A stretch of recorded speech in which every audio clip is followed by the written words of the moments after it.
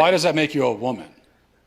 Because As opposed to just a man who doesn't get along with some other men, or a man who's depressed, or a man who doesn't feel at home totally in his body, which, by the way, is a pretty universal human experience. Everybody goes through it at one time or another. So in what way does that make you a woman, though? And it's interesting. You're telling me that you listen to the experiences of other transgender people. Well, yeah. But what about women?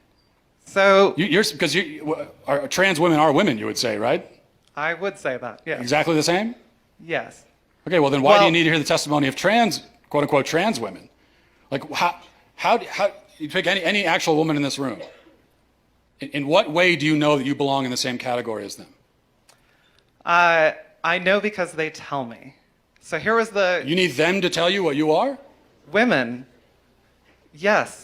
I trust the opinions of the women around me. And if most women... It's incredible. You might try it sometime. If most women voted and said they don't see you as a woman, would you say I'm not a woman anymore?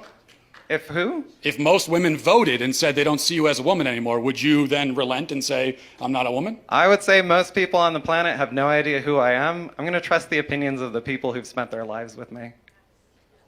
But you are relying on other people to tell you who you are, is what we're establishing. For context, I know you like to say, everybody's rah-rahing and supporting transgender people, and yet they're still killing themselves, etc. But I'm standing here in a room full of people applauding you and asking questions like, how can I put out legislation here in New Mexico, my home state I grew up in, to try to reverse transgenderism? I'm not safe. And How are you not safe? You just said you're standing in a room with people who disagree with you and you're perfectly fine. So how are you not safe? Okay, look, we're going round and round. You don't want to answer any of the questions. Maybe we'll end with this because we're talking about womanhood. So people can probably shout out the question I'm going to ask you right now. Okay. But you know that you're a woman. Yes. What is that? A woman is somebody who is included and respected and seen and participates in society, recognized by other women. If you speak with women... Circular definition. That's mine. Whatever. Okay. Yes, that age-old question, what is a woman? Seriously, can anyone answer this anymore? It used to be pretty easy. If you have female genitalia, have a higher pitched voice, have less bone marrow, bone density, and muscle mass, you are probably a woman. If you have 2 X chromosomes, you are a woman. Now, what we're really needing to ask ourselves is, what are our roles in society?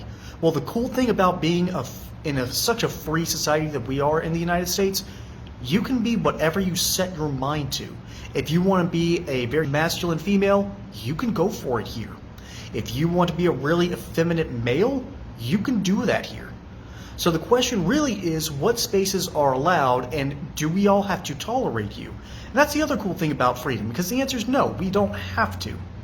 We should, because it's called being nice to each other, but the reality is our freedom allows us to associate with whomever we wish, and they have to agree with it back. That's basically the idea of a social contract.